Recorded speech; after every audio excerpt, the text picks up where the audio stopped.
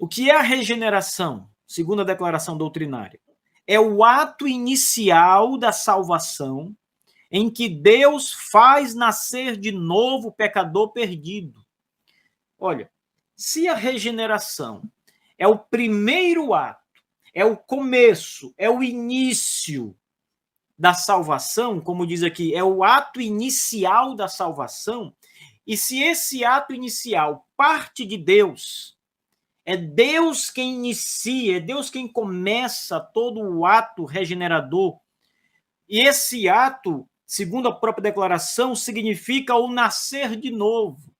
Ora, a regeneração é o ato inicial da salvação em que Deus faz nascer de novo o pecador.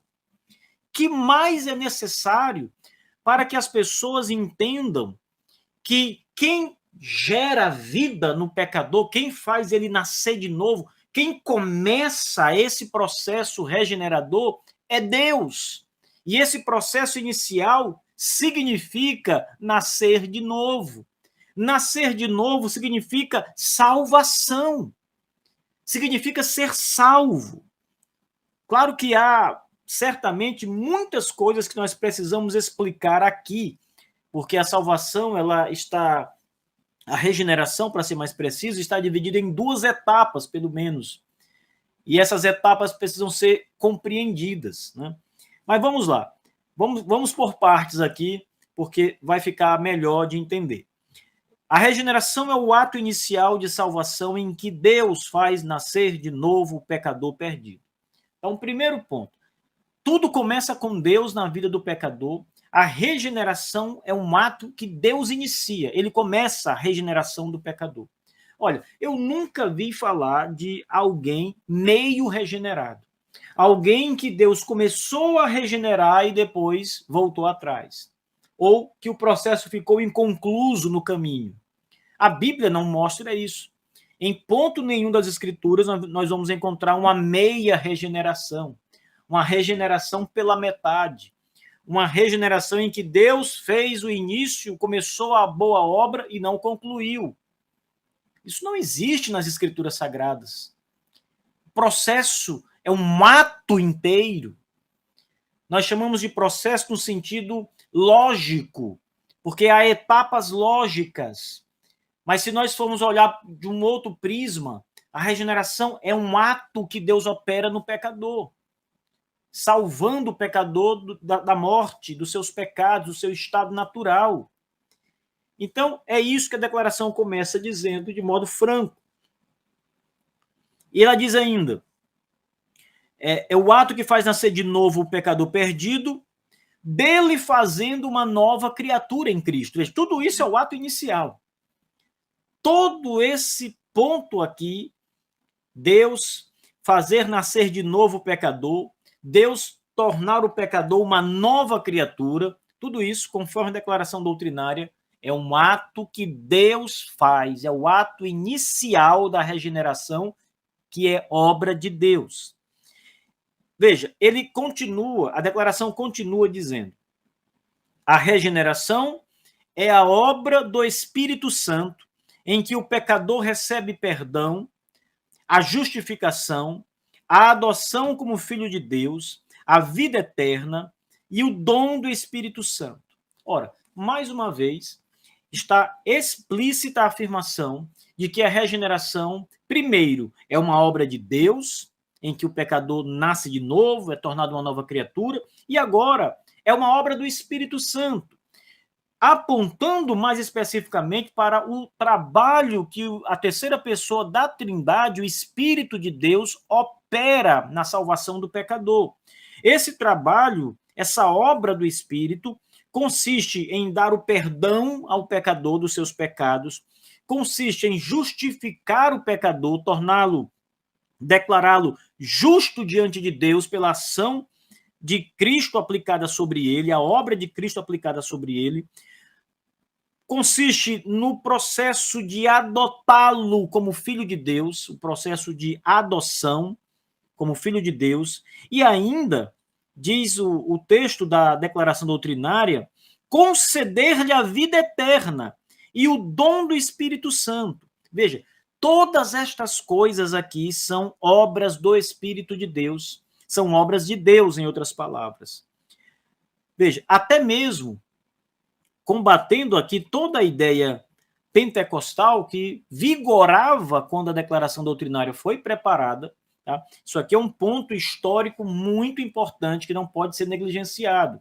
A declaração doutrinária da Convenção Batista Brasileira, ela foi elaborada, o motivo pelo qual os batistas decidiram elaborar uma nova declaração doutrinária não tem nada a ver com a doutrina calvinista. A doutrina calvinista, a soteriologia calvinista, antes, segundo a declaração, ela é reafirmada. Você vai conferir isso no preâmbulo da declaração doutrinária, quando ela diz: estamos aqui porque precisamos, de tempos em tempos, é necessário reafirmar alguns pontos e esclarecer outros e tornar outros mais claros. E ele está falando aqui sobre o Espírito Santo, na ideia de tornar alguns pontos mais claros. Isto porque, na década de 50 e depois mais tarde, surgiram vários problemas relacionados à doutrina do Espírito Santo. Então, quando os batistas colocaram aqui o aspecto da regeneração e deram um enfoque especial no Espírito Santo, especialmente dizendo, nesse ato, o novo crente é batizado no Espírito Santo, os batistas estão combatendo o pentecostalismo, a doutrina do batismo no Espírito Santo como uma segunda bênção, a doutrina que ensina que a evidência de que alguém foi batizado com o Espírito Santo são os dons miraculosos, o falar em outras línguas, o dom de profecia, o dom de curar, o dom de revelação, etc. Os batistas estão combatendo todos estes pontos pentecostais. Eles já haviam sofrido em Belém do Pará, quando os missionários que mais tarde fundaram a Assembleia de Deus dividiram a Igreja Batista, né, e parte dos membros deixaram aquela igreja e seguiram os missionários pentecostais que mais tarde fundaram a Assembleia de Deus. Já houve um problema logo ali na base, no princípio, entre batistas e pentecostais. Mais tarde, e esse é o ponto que levou a declaração a ser escrita, mais tarde uma nova onda de pentecostalismo começou a entrar nas igrejas batistas. Na década de 50 isso aconteceu. E aí, então, por causa desses movimentos, né, de continuismo, de pentecostalismo, os batistas, então, rejeitaram a posição pentecostal e decidiram preparar uma declaração dando mais ênfase e esclarecendo mais as doutrinas que eles criam acerca do Espírito Santo. Quanto ao calvinismo, a posição permaneceu inalterada. Veja, isso é tão claro que até mesmo aqueles pentecostais, né, que estavam ali na Convenção Batista Brasileira eram calvinistas. E estes pentecostais, na verdade, eles mesmos não se consideram pentecostais. Eles vão dizer que pentecostal é uma outra coisa. Eu conversei um outro dia com um pastor da Igreja Batista Nacional, e foi essa igreja que saiu aqui, que nasceu a partir dessa cisão que houve, os batistas nacionais, e ele me disse: olha, pastor Marcos, a nossa teologia na base, ela é uma teologia calvinista. Na prática, você não vai ver isso nas igrejas, porque acontece o mesmo problema que aconteceu dentro da CBB e de muitas outras denominações, até da igreja presbiteriana. Há muitas igrejas presbiterianas pentecostais. Outro dia eu recebi e conversei com uma pessoa e ela me disse que era da igreja presbiteriana renovada e que era contra o batismo de bebês e só batizavam por imersão. Meu Deus do céu! Eu nem sabia que havia uma igreja presbiteriana quase batista dessa forma, não é? Com exceção do pentecostalismo, do carismatismo, não falta mudar nada. Então, veja, esse pastor da Igreja Batista Nacional, ele disse: a nossa confissão de fé oficial é uma confissão de fé calvinista. Agora, na nossa confissão de fé, há um destaque especial ao Espírito Santo, com essa nuance, dos dons miraculosos ou do continuismo, né? Aqueles que creem que esses dons ainda permanecem em vigor na igreja são chamados na teologia de continuistas. E aqueles que creem que esses dons cessaram são chamados de cessacionistas. Os batistas são cessacionistas, tanto os batistas reformados quanto os batistas da Convenção Batista Brasileira. Todos são cessacionistas.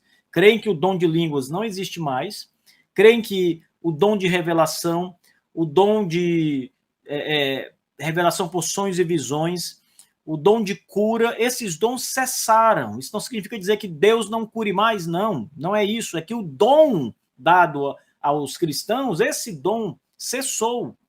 Não é mais como era no primeiro século.